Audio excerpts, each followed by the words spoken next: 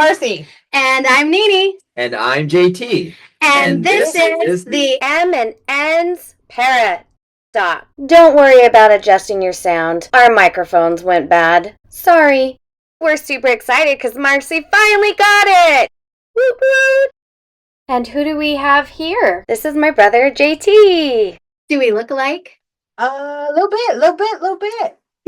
Maybe. Well, if you haven't figured it out already, this is my big brother, JT. Since Marcie and I are paras, we work as paras, we thought it would be fun to bring JT along because he was a para for over 25 years, right? How long have you been para? It's 1996, I want to say. I have, in some capacity, been a para educator. Nice. That's amazing. Yeah. We're going to bring the mic. You look really young. Anyway, those that are listening on the audio, I don't know what it is about these two, but they don't age. It's crazy. They must sleep in Tupperware. Wow, that was super nice. Thank you. You both do not look your age. Aww. For sure, you know. Super sweet. Yeah, same birthday. So you guys just had, she's 46 and you're 49. Oh, what are we going to do for your big 50? Anyway. Same as I always do. It's another day. And he's not like me. It's still my birthday month. We're still in November. So, yeah. And my birthday month's starting on Sunday. Like, I'm Frosty the Snowman. Happy birthday the whole time. Yeah, we used to watch it all the time. I love that. Back to JT. You were a parent since 1996. Yeah, so I came home from my first year of college, and my mother got too tired of me just sleeping around doing nothing. So she dragged me to her work with her. She was a secretary at elementary for years. They said, you're going to volunteer and you're going to see what it's like because, you know, we've had a big family. We knew how to deal with kids. And so I was a volunteer para at the elementary I grew up with. And every teacher I knew in there were like, you're really good at this. You should do this. And that's how it all kind of started. So no real formal education. Did you start in DLC or my very first year I did substituting for that rest of that year in 96 where I was, you know, wherever they would take me, I went and worked and, you know, it's got the same result. Everybody was just like, you're really good. All the kids seem to like you and stuff like that. So my very first hire job, I was a one-on-one with a kid with muscular dystrophy. So he was a wheelchair and I was hired because I was a male. You know, he was a male in a wheelchair and, you know, had to be transported and done all that stuff. So you had to be in decent shape. I was a decent athlete. And so I did all his heavy lifting and stuff like that. And I was on call with him. You know, he was also really independent. So other times during the day, I was in PE with the kids. I went wherever they needed me. And people who know me know that I haven't worked a day in my life in the last 26 years because it was just fun going hanging out with kids and doing that kind of stuff. I love that motto. And what grade was that student in? Sixth grade. So I started at the middle school level. Yeah, middle school. I'm scared of middle schoolers. I did my student teaching there and I will never go back to middle school. It's just a different breed. Like when I was a camp counselor back in the day, middle schoolers were my favorite. Really? Yeah, back in 96 to like 2001. Well, back then we were still kind of cool as teenagers. Yeah. But now it's great. Yeah. You know, another thing that's always helped me is yeah, for sure. Another thing that's always helped me is, you know, and maybe it's my looks, you know, I feel really young. I act really young. I still love cartoons. I love comics. I love video games. Kids that are younger age, I relate because I feel and act that young. I think that young. I just have adult responsibilities. So let's not talk about those. Okay, honestly, he is a kid stuck in a man's body. Can I tell you one time for Thanksgiving, we went over to their house and JT... his wife, bless her heart, was doing the turkey, mashed potatoes, gravy, like everything. And JT, what was he doing? Playing on his computer, playing video games all the time. And then after we were all done, we're all visiting because we have a big family, you know. She's outside mowing the lawn. And here's JT playing his video games. And your wife is a saint. That's awesome. You guys have a very good understanding. That's why I chose her. You know, we have that relationship. You have good skills. Yeah. That's it. And your skills are helping kids. Yeah. So that's awesome. And do you have any kids of your own? I have two. They're older now. I have two daughters, 16 and 20. What's funny is you talk about dealing with kids. So, you know, when my kids were younger, you know, my wife and I knew she was going to stay home and raise our kids. We didn't want daycare kids and stuff like that. You know, so whatever we had to do, scrimp, save, whatever, just get by. And the summertime, what do? We get to be off. We get to do whatever. And so she was like, go, honey, go have some. I'll stay home with the kids. And I would sit there and, play with the daycare kids, that she would watch that are friends of ours and stuff like that. And I would just spend the day, same thing, on the computer, doing the things and watching the kids, topping to feed lunch. And she would come back from whatever, and I'd just be sitting on the couch, probably still in my pajamas. And she's like, what did you do? And I'm like, I watched the kids. What, and it looked like I hadn't done anything. And she hated that, because when she was watching them, she was here, there, everywhere. And I'm just like, you guys playing? Okay, good. Like, it was nothing for me. It's just one of my natural talents, I guess, just to be like, you were relaxed as kids. Reading the room, they're just kids, right? Yeah. It's just like they need that social interaction to figure it out for themselves, Yeah. I see your point of view, but I also have worked in daycare and school. The rules are so different. Yes. You have to be like 2 to 1, like 2 adults to 1 child, and it's just crazy. It's like this child is capable of entertaining themselves and not getting into anything. But when you work in a DLC classroom, most of the time it's one-on-one. It's really sad. You kind of do have to have 2 people on one. Yeah. To be honest, I don't feel comfortable changing some of the students in the bathroom by myself. I don't either. Yeah. But I also came from childcare where you have to have like 2 people, like you have to have one watching the door and the witness and all that kind of thing. But these are like at-risk kids, that can't defend for themselves, or they'll beat the crap out of you or play Poopy Picasso on your clothes. So, that happens.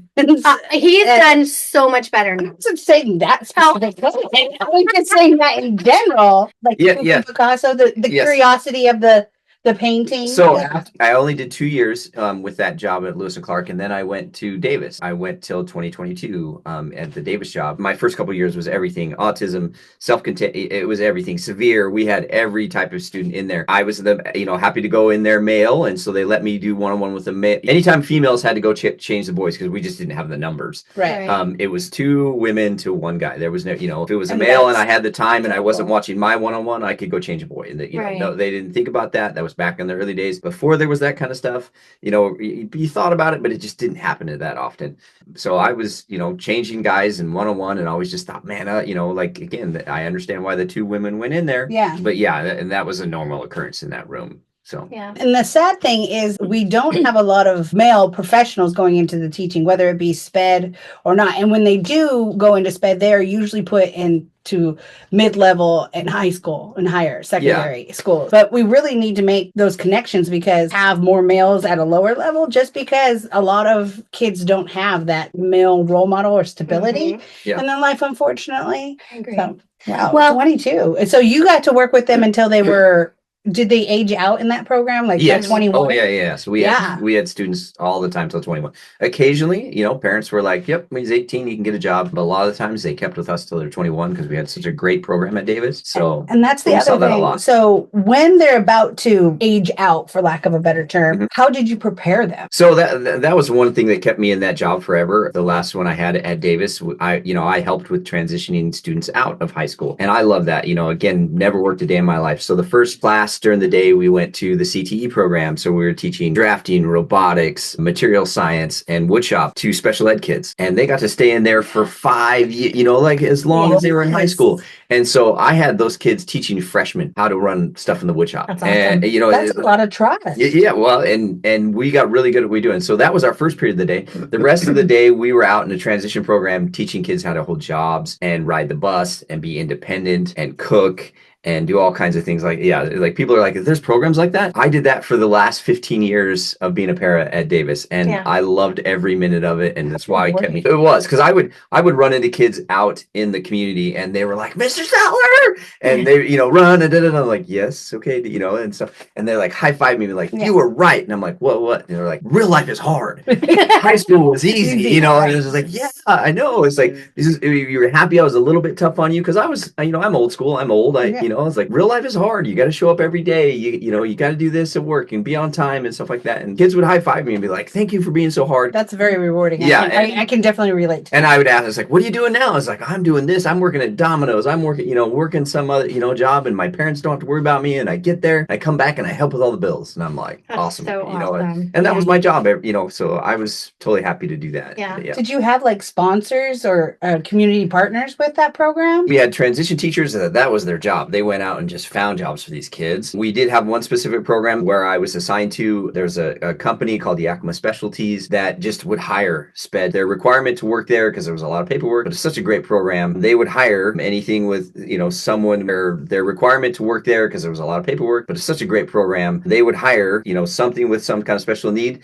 I mean, half that program was the students out of our program, and they would just hire those guys right in there, and we would go every day and show up, and they loved us. They treated us, the teachers, like extra management there. We would run their Halloween parties, their Valentine's parties. We do talent shows and get the whole program involved. It was great. I never worked a day in my life in that stuff. That's and cool. Shout out to them. They're still doing it, and it's great. I'm so happy that they have programs like that now. A few years back, I worked for Goodwill, and they branch out in the community to help people. But there is a gentleman that had worked at that store for something like 26 years, and nobody had explained to him how his paycheck came in, if he had retirement, about sick days. And he would come in to work sick and be afraid that he was going to be fired. And I took this gentleman under my wing. I mean, granted, he had worked at that specific store for 26 years, but he had come from another Goodwill store where he had worked 10 years prior. Wow. And he was 66 years old. He had an 8th grade education, because he's like, they just put me here. That's what I did. And I've never stopped. And a very sweet man, but it kind of broke my heart that they didn't take the time to explain all his benefits and everything to him, because he also didn't get paid a full wage, because they had a partnership at one time. Oh, Where it's kind of like where kids that are 14 and 15, you don't have to pay them the full wage, because there's some kind of subsidy program that helps. So he was part of that kind of program. I think it was called the ARC is where he came out of. Because he came from Spokane. So they kind of set him up like that. And it was unfortunate that he had worked there for 26 years and wasn't getting paid as much as I was, as a newbie who'd only been there for 6 months. Well, so it broke my heart. If you think about it, you said the guy was 60 something, and this was a while ago. Right. So not yesterday. Right. Well, this was a couple years ago. 60 years ago, not even 60, 50, 40 years ago, special education wasn't the same as it is today. No, it's not. So we've definitely come a long ways in being able to take care of the special ed kids after they do graduate. That's one. You have the most rewarding part of all this, because we get them when they're little. Yeah. And we got them when they're little, and then we move them up. We're still teaching them not to scratch their butt and not to pick their nose. Yeah. That's okay. I did plenty of that in high school. And during COVID, was that an adjustment for them? Because did they come in, or? Again, I loved where I was at Davis. Great staff. Because we had such a good relationship with a lot of the parents that we do in the program we run, we had kids who came in at COVID. So we went into the wood shop. Everybody had their computers. Everybody had their sections. They had COVID? No. During COVID. Okay. During COVID. Okay. They would come in. We'd all be masked up. We'd all be 6 feet apart, but we had our computers and stuff like that. The shop teacher loved it. The special ed, because we didn't want to be at home doing that. We got to interact with those kids and, be right there. And we put everybody online right there. And so we were able to do all that. And so I put a lot of training programs into the computers, because the teachers I worked with were almost retirement age and didn't know what they were doing. So I was like, I got all kinds of stuff. So that's what we did during COVID. So we got really close with the staff and everybody that were like, yeah, we're going to come in. We got lots of space, because we're 5 special ed kids and 2 teachers. We have the space and did that. And so. And a classroom built for 30. Yeah. So, exactly. So it was great. Other times we were like, okay, we'll keep our space, but let's work on a project. We got the shop to ourselves, and then we'll video and we'll show the kids what you guys are doing. That's and, cool. That was COVID, and so I got lucky in the program I was in during COVID and the hard part. And it was still hard, maybe because there were other kids who just got to see it online, didn't come in, but we had plenty of kids who were like, yeah, I'm coming in. And the parents trusted us. And we just, did our part and did our COVID rules, and it went by fine. Your parents must have taken the hands off the wheel, per se, because I couldn't imagine some of the kids that we work with. I pray that they do get to that level where they can cognitively be like, this is the saw. You have a lot of trust in your student.